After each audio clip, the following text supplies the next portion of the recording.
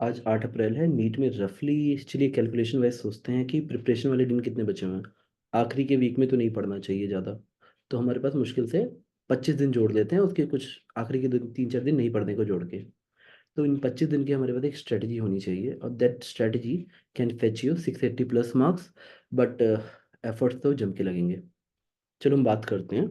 देखिए, मैंने स्ट्रेटजी को वो सिंपल होप नाम दिया है, क्योंकि पॉजिटिव बंदे ही निकाल पाते हैं नीट। H4। आपको कितनी भी आपने मॉड्यूल पढ़ ली, कुछ भी कर लिया, ठीक है, ऑनेस्टली एनसीईआरटी के पीछे पढ़ना है। जब तक आपके दिमाग में ये फंडा क्लियर नहीं होगा, आप कितना भी अच्छा अब तक पढ़ चुके हो, डजेंट मैटर। आपको एनसीईआरटी की ऑनेस्ट रिविजन्स मारने पड़ेंगे, और कोई स्ट्रेटजी वर्क नहीं करने वाली नीट के लिए। They are asking direct question. अगर आप एक बार ठंडे दिमाग से नीट के लास्ट 4-5 साल के पेपर देखेंगे, तो what you will see there, NCERT exercise question directly coming, NCERT examples directly coming, NCERT in between the lines directly coming. तो आप कहीं पे भी जाके इधर उधर टाइम वेस्ट करने की जगह, कोई भी आपको कहे एनसीईआरटी जिस्ट की बुक पढ़ लो, ये पढ़ लो, वो पढ़ लो, already syllabus is very less. आप नीट का सिलेबस लीजिए, एनसीईआरटी की किताब लीजिए, और सिलेबस से जो भी चीज़ अलाइंड है, आप उसको एनसीईआरटी से पढ़ के चले जाइए। ये सबसे सिंपल और पहली स्ट्रेटजी यही रहेगी। और इसका टाइम फ्रेम क्या है? अब आप बोलोगे सर मेरी एनसीईआरटी ऑलरेडी हो चुकी है। आ, आपको एटलीस्ट 2 एनसीईआरटी लूप मारनी चाहिए रिवीजन की, बिफोर 20th। मुझे पता है कि आप लोग बोलोगे सर कि ये 2 एनसीईआरटी लूप्स कैसे होंगे। तो आई होप मैं उन बच्चों को एड्रेस कर रहा हूँ जो बहुत मेहनती बच्चे हैं, और नीट का मतलब ही मेहनत से ही निकलता है भाई, नीट। तो 2 लूप एनसीईआरटी की बिफोर 20th अप्रैल। अब नेक्स्ट स्टेप पे चलते हैं। Next step is very simple. देखिए, ऑनेस्टली लिखने का बहुत बड़ा पर्पज है। This is no shortcut. अब कोई एनसीईआरटी जिस्ट मार्केट में, या कोई बोले हम एनसीईआरटी एक्सट्रैक्ट आपको दे रहे हैं, तो बेटा शॉर्टकट ना नीट वाले बच्चों के लिए नहीं बना है। You have to go for the long cut. कोई क्वेश्चन पेपर आपको बोले कि हाँ ये पेपर पूरा आ जाएगा, सब ट्रस्ट मत कीजिए। एनसीईआरटी ड्रिवन ही पेपर बनता है। Paper is already out there, NCERT based बन रहा है नीट का पेपर। अब हम नेक्स्ट पे चलते हैं, स्लाइड पे।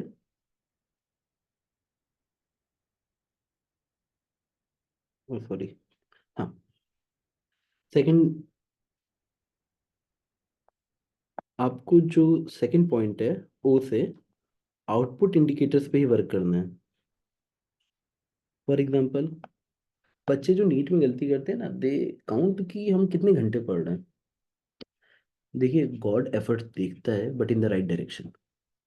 Efforts in the wrong direction, कहीं से भी उसको कोई भी उसको आउटपुट नहीं मिलेगा। तो आपको आउटपुट इंडिकेटर्स पे ध्यान देना है। नीट के लिए कुछ मैं आउटपुट इंडिकेटर्स आपको बोल रहा हूँ। आपको, आप कहीं ना कहीं किसी टीचर से, कहीं ना कहीं हो सकता है अपनी फैमिली से इन्वॉल्व हो, कैसे भी करके आपको एनसीईआरटी के वाइवास देने चाहिए।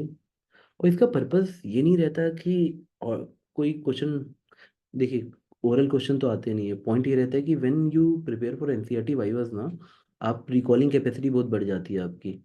आपको तुरंत याद करने में आसानी होती है। और anyone who is the NEET teaching business या ऑनेस्ट टीचर है, उसको ये बात पता है कि कहीं ना कहीं बच्चे जो रिकॉल कर पाते हैं, NEET is a game in which how many you tick directly rather than how many you solve there. अगर आप टिक करोगे तो ही नीट निकलता है। तो कहीं ना कहीं हमें बच्चों को उसी हिसाब से प्रिपेयर करना चाहिए। तो एनसीईआरटी वाइवास आप अपने टीचर्स को जाके दीजिए, और बहुत ही रिगरसली दीजिए, और चैप्टर वाइज मत दीजिए। देखिए, there is no time left. आप हमेशा एटलीस्ट, जैसे आप मान लीजिए फिजिक्स पकड़ रहे हैं, तो फिजिक्स पार्ट 1 ट्वेल्थ की दीजिए, और ऐसे ऐसे करके दीजिए।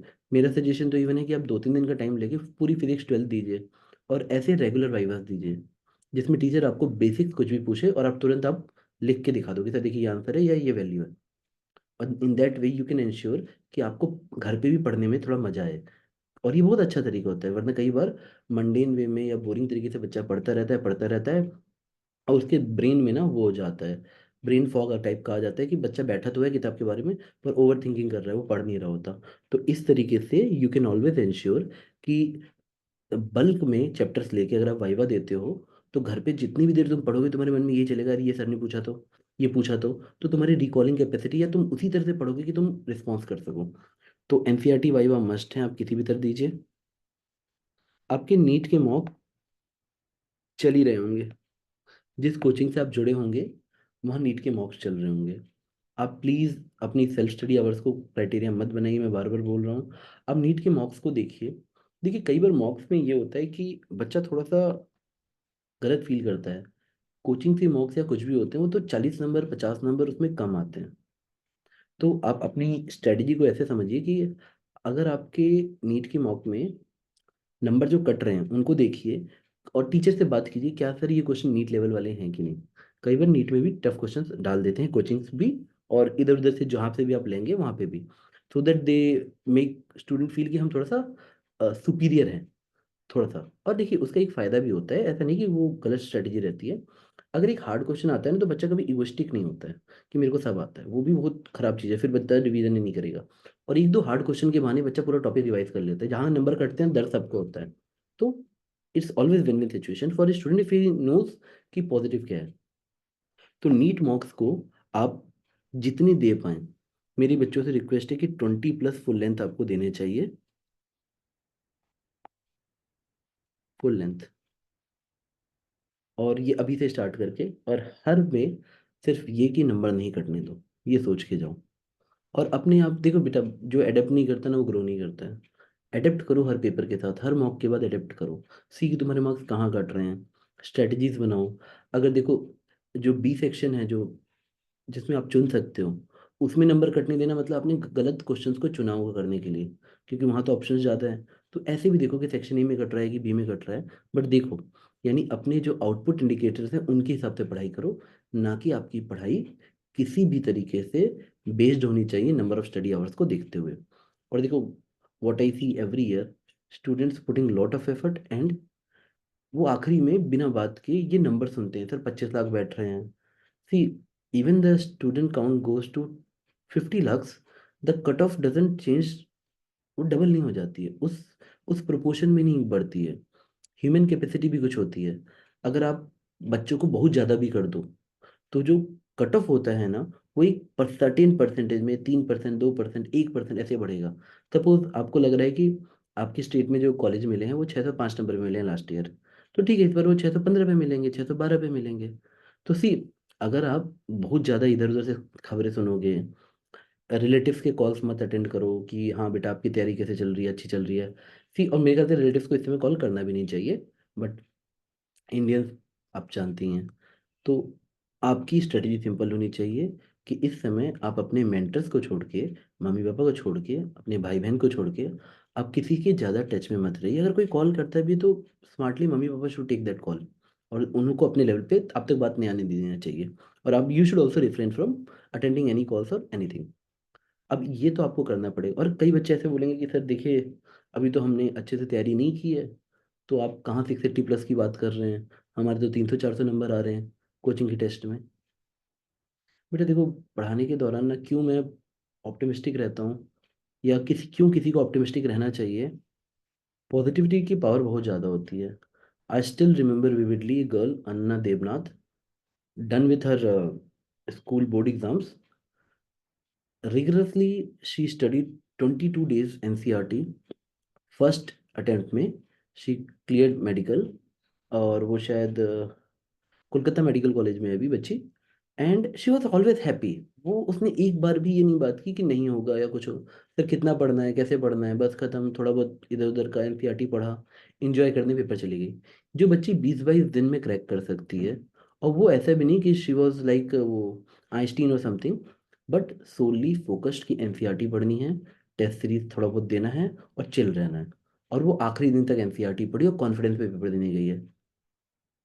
बेटा देखो, जिसने अपना बेस्ट दिया है, अपने बेस्ट एफर्ट्स पुट किए हैं, उसको कभी नहीं फर्क पड़ता कि आउटपुट क्या है। मैं सच बोल रहा हूँ, इंसान को एक चीज़ पता रहती है अंदर से कि क्या मैं ऑनेस्टली अपना बेस्ट दे रहा हूँ कि नहीं। और उसके बाद आप कुछ नहीं कर सकते। You are giving your best, society की होप सोसाइटी जाने मतलब भाड़ में जाए सोसाइटी। आप अपना बस इस 25-30 दिनों को ऐसे कीजिए ना कि आपको जीवन भर रिग्रेट ना हो कि भाई मैंने नीट के पेपर में उस साल उस फेज में अपना बेस्ट दिया था। और लास्ट का ही मैटर करता है, कई बार ना वो 2011 वर्ल्ड कप की तरह धोनी आखिरी बॉल पे जब छक्का मारता है ना, तो ही फीलिंग आती है कि भाई वर्ल्ड कप जीत लिए। तो ये आखिरी बॉल चल रही है, स्लॉग ओवर्स चल रहे हैं, आपको छक्का मारना ही पड़ेगा, आगे बढ़ बढ़ के अपना बेस्ट देना ही पड़ेगा। आउटपुट के बारे में नहीं सोचना थोड़ा भी। आप ये बस सोचो कि आप एनसीईआरटी वाइवा को कैसे एंजॉय कर सकते हो। 20 ये फुल एंड टेस्ट हो रहे हैं, कैसे उसमें स्ट्रेटजी इंप्रूव कर सकते हो हर टेस्ट के दौरान, या कैसे आप इनका एनालिसिस करते हो, क्योंकि कहीं ना कहीं क्वेश्चन तो रिपीट होते ही हैं। तो ये 20 फुल लेंथ पेपर दे के भी बच्चा अपना काम चला सकता है। अगर आपको दिक्कत हो रही है, कुछ पेपर आप घर से दे दो मांग के टीचरों से, कुछ पेपर आप ऑफलाइन, ऑफलाइन तो आप जरूर दो। इस 20 में से एटलीस्ट 10 से 15 पेपर आप ऑफलाइन देने की ही कोशिश करो। और अभी भी सारे दरवाजे सबके लिए खुले हुए हैं। अभी इतना लेट नहीं हुआ है कि आप आज से फ्रेश को तैयारी नहीं कर पाओ, मतलब कुछ तो तैयारी होनी चाहिए, बट हाँ, अभी बहुत सारे बच्चे हैं जो 300 400 वाली बेल्ट में हैं। They can also fetch 650 marks अगर वो एफर्ट डाल देंगे। बिल्कुल वैसा वाला जहाँ पे मोबाइल यूज़ नहीं कर रहे हैं, लैपटॉप यूज़ नहीं कर रहे हैं, हार्डकोर ऑफलाइन एनसीईआरटी वाला बच्चा चाहिए नीट में फोड़ने के लिए। अब ठीक है बेटा, हम नेक्स्ट पे आते हैं।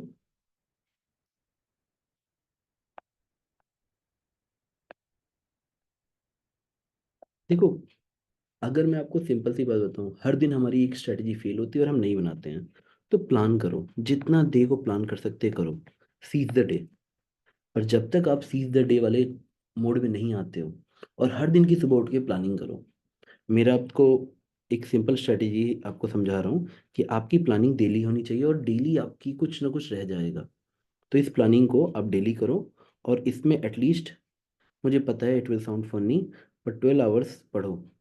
हाँ, अब जब निकाल लेना तो आप कहना कि मैं 5 घंटे पढ़ता था, बट अभी 12 घंटे पढ़ो। आपको भी पता है रियलिटी, सबको ये रियलिटी पता है कि people study more than 12 hours. और लास्ट स्लॉग ओवर्स चल रहे हैं। आप 11th आवर्स में ये नहीं सोच सकते कि 4 5 घंटे पर सब पढ़ रहे होंगे। और अब तक आपको ये कोई, देखो अगर आपको स्ट्रेटेजिक ब्रेक लेने आते हैं ना 10 10 मिनट के, 15 15 मिनट के, तो आपके ब्रेन पे उतना स्ट्रेस नहीं आने वाला जितना आप सोच रहे हो। और ये 12 घंटे आपके पूरे दिन भर में डिजाइंड है। आप 7 8 घंटे सो भी, सब कुछ करो, लेकिन, और ये 12 घंटे आपको पढ़ने के लिए बोला जा रहा है, तो इसमें इफेक्टिव स्टडी 9 आवर्स की ही होगी इफेक्टिव स्टडी। पर 12 घंटे एटलीस्ट आप टेबल पे जमे रहो। इससे कम पे मतलब आप कहीं भी बेस्ट नहीं दे रहे हो अपना। और सिंपल सी एक बात बोलूंगा कि देखिए, प्लानिंग जब आप करते हो ना, तो कई बार आपकी बहुत ज़्यादा टाइम सेविंग हो जाती है ओवर थिंकिंग या अदर फैक्टर्स पे। तो डे को प्लान करो। और ये प्लानिंग कुछ भी हो सकती है, जैसे आप जो टेस्ट दे रहे हो, आपने आइडेंटिफाई किया कि सर 11th में मेरे मार्क्स कट रहे हैं 11th के टॉपिक्स में, तो आप टीचर से बोल दो सर 11th का टेस्ट कराओ, 11th फुल लेंथ कराओ, मैं उसी में जज्बा दिखाना चाहता हूँ या चाहती हूँ। तो टीचर आपको बोलेगा ठीक है, आप 2 दिन बाद 11th का टेस्ट दे देना। तो पूरी 2 दिन की प्लानिंग में 11th ही रखना। छोटी छोटी चीज देखो, आप अपना आपको थोड़ा सा बेहतर जानते हो सबसे, ठीक है, लेकिन एग्जाम की डिमांड सबके लिए कॉमन है। तो इस बीच का तालमेल बैठा के थोड़ा सा परफॉर्म करने की कोशिश करो। आप हर दिन को स्मार्टली प्लान करो, पर डे प्लानिंग करो। और देखिए, चौथा है ई। E for execution. आपकी प्लानिंग कैसी भी हो, एग्जीक्यूशन ही मैटर करता है। आप लाइफ में देखोगे ना, देखो करना क्या है सबको पता है, लेकिन executions makes all the difference. बच्चा अगर होप रखेगा ना, तो वो सबसे पूरी होप की पूरी समरी वही रहेगी, how you execute things. Aggression तो इतना चाहिए ना कि आपको दिखना चाहिए कि भाई मेरे से ज़्यादा कोई एफर्ट्स नहीं डाल सकता। एग्जीक्यूशन एफर्ट्स को इतना पीक पे ले जाओ ना कि आपको दिन में, जैसे मैंने हमेशा देखा है, जो बिल्कुल आखिरी में बच्चे पढ़ने वाले होते हैं ना, जिनको एग्जाम निकालना ही निकालना होता है, वो इंटेलिजेंट भी ना हो चलेगा, वो कुछ वैसे बंदे भी ना हो कि लाइक कि मतलब कि वो 16 घंटे या 18 घंटे पढ़ रहे हो, but they are very positive in their mindset कि उनको अपना बेस्ट करना है। और उन्हीं बच्चों का निकलता है। और वो जब पढ़ने बैठते हैं ना, तो उनको ये बात समझ आती है कि हर 30 सेकेंड में एक कॉन्सेप्ट हो रहा है, एक कॉन्सेप्ट रिवाइज हो रहा है, या एक कॉन्सेप्ट या एक फॉर्मूला पढ़ रहे हैं। ये चीज़ कभी फेल नहीं होती, बट ये तभी अचीव होती है 30 सेकंड में। आप एक हर एनसीईआरटी में छोटी बातें कर रहा हूँ, देखो बहुत बड़े हाई कॉन्सेप्ट की बात नहीं कर रहा हूँ।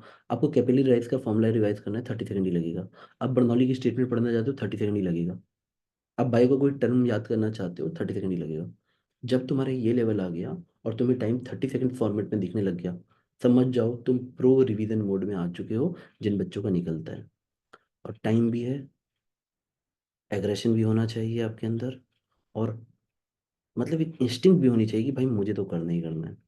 तो मेरे ख्याल से बहुत सारे दिन बचे हुए हैं आपके पास, मुस्कुरा दो, और अब जहाँ से भी हो जय जगन्नाथ बोल के एग्जाम फोड़ दो।